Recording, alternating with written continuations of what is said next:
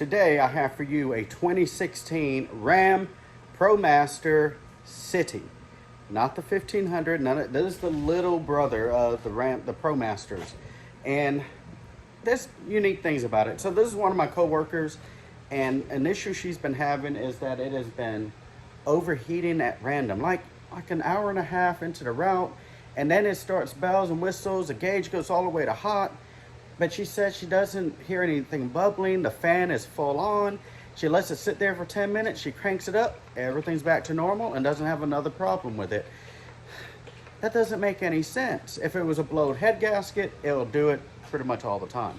If it was a failing fan, the fan wouldn't be running. It didn't make any sense. So she took it to a shop, and a shop just could come up with, it's gotta be the temperature sensor acting up. Possibly, yeah, possibly. So, but it's not given a check engine like for that, which it may not, okay?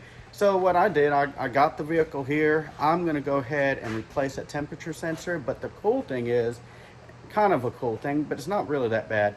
The temperature sensor is fairly easy to get to. It's on the thermostat housing, but when you go to buy the thermostat, it comes together in the housing.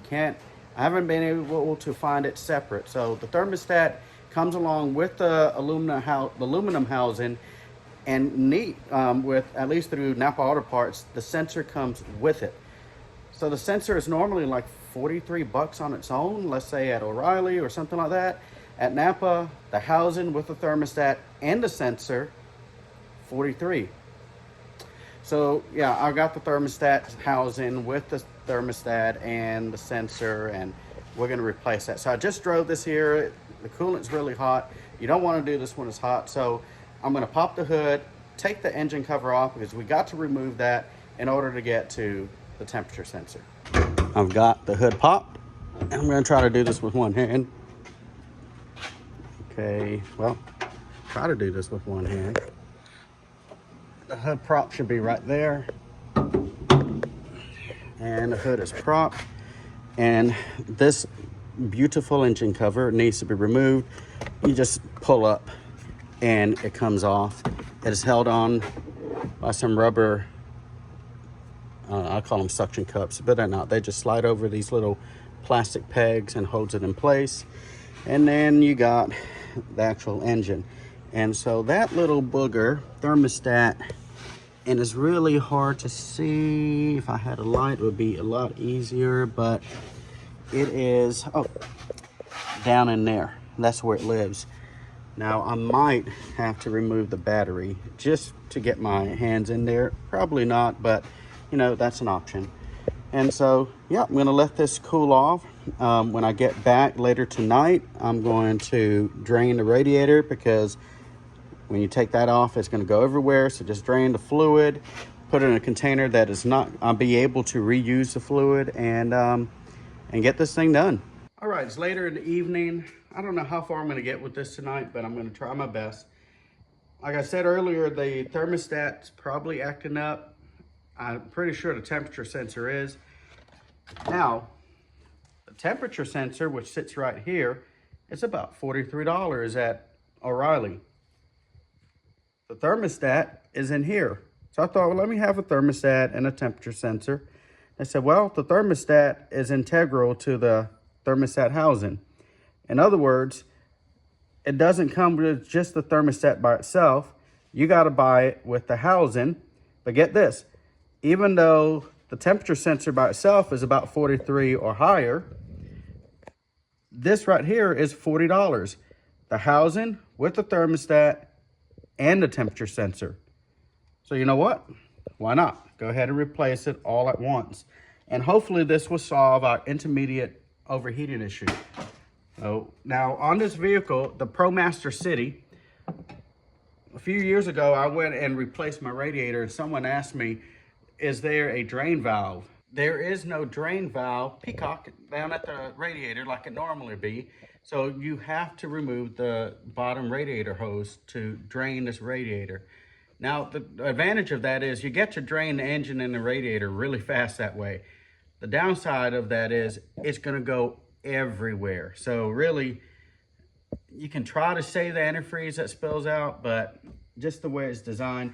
I thought about removing the bumper cover off. It'll kind of help control how much of that goes everywhere, but that's quite a bit of work. So I'm gonna try to see how bad it is. And if I need to, then I'll remove the bumper cover. So it's not that difficult to do, but it's kind of in a tight place. So I don't know if you're gonna be able to see, but if you look here, the hose system on this is a clip-on hose system for the most part.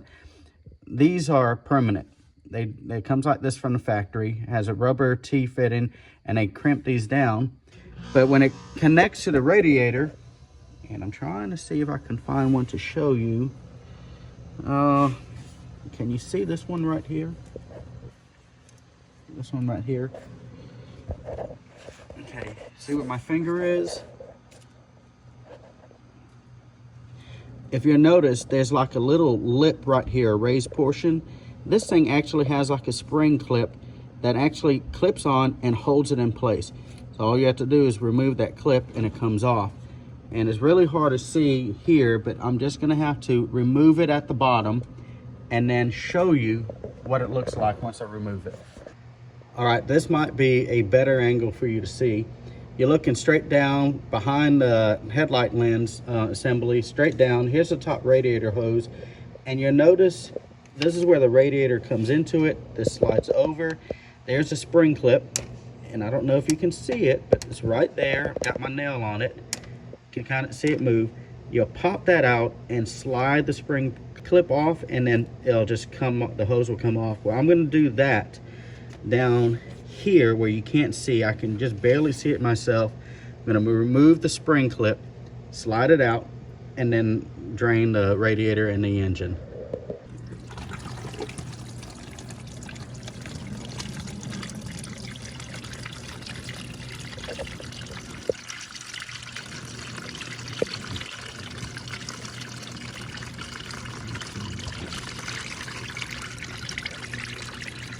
Oh, looking through that.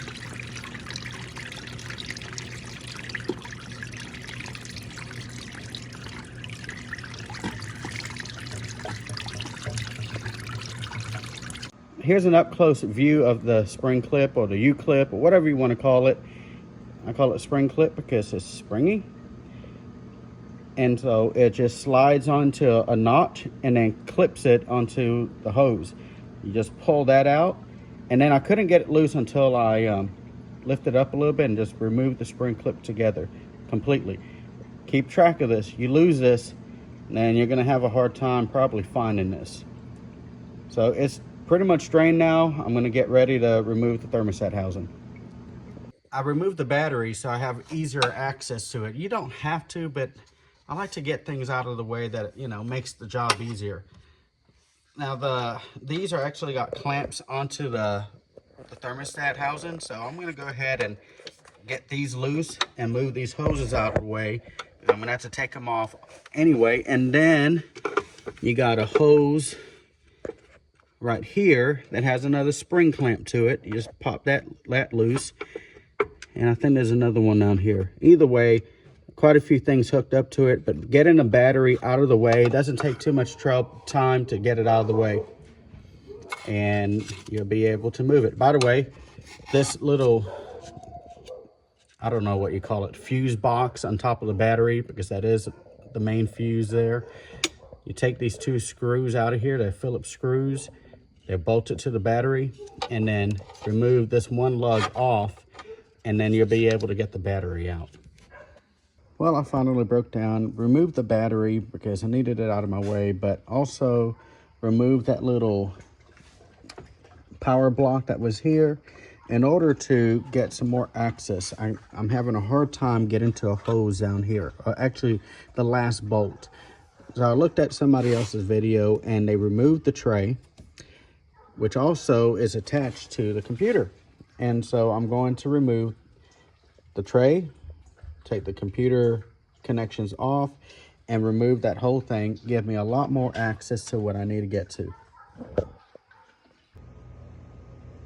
Now the battery tray and computer is removed. Now just a just a bunch of little tiny plastic connections here and there that you just need to take a screwdriver and unclip. Pops off real easy.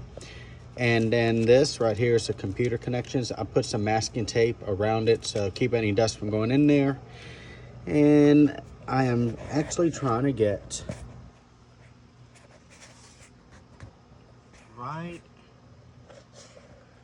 right in there. And there's a bolt, which you cannot see, hidden back here. I'm gonna have to squeeze right through here to get to. So I did all that just so I could get a hold of that. And let's see how it works.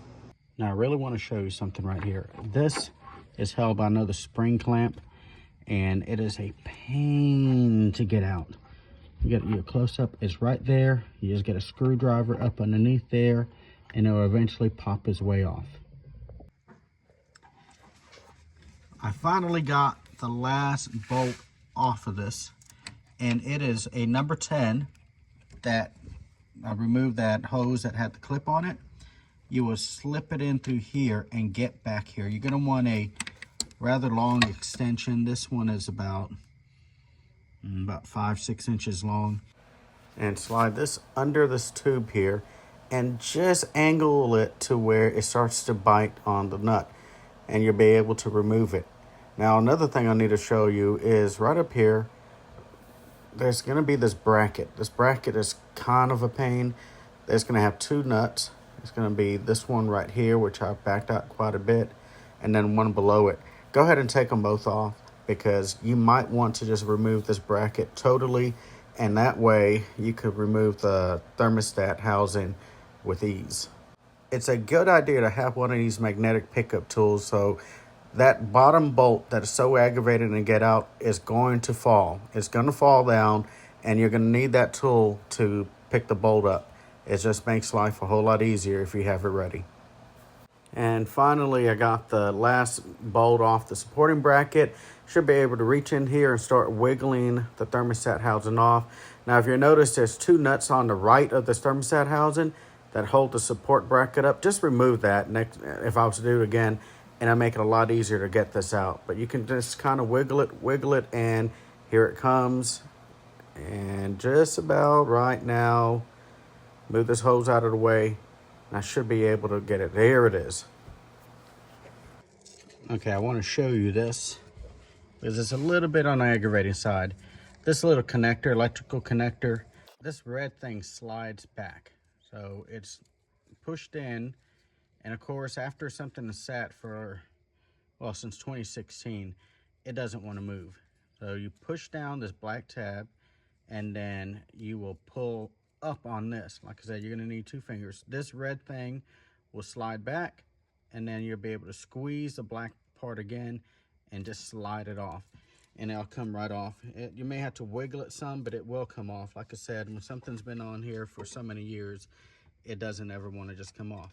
So there's the thermostat housing. Make sure the gasket comes off with it, which it should.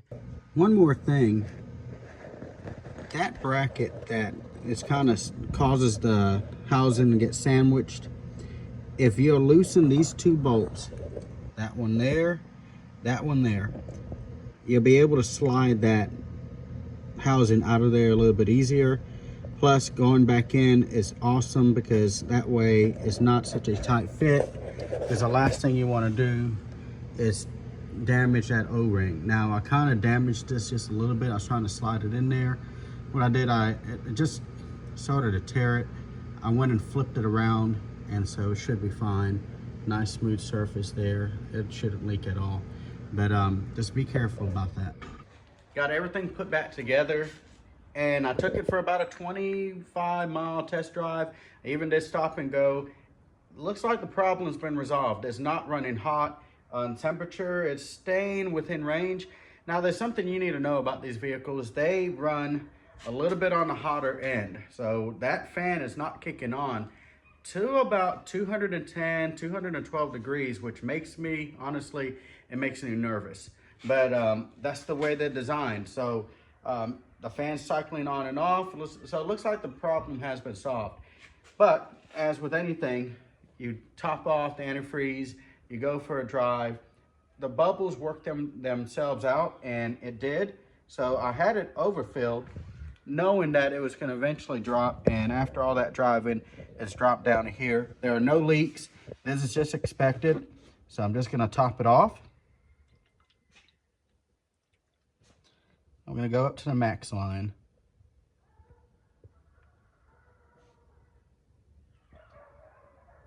And we're done.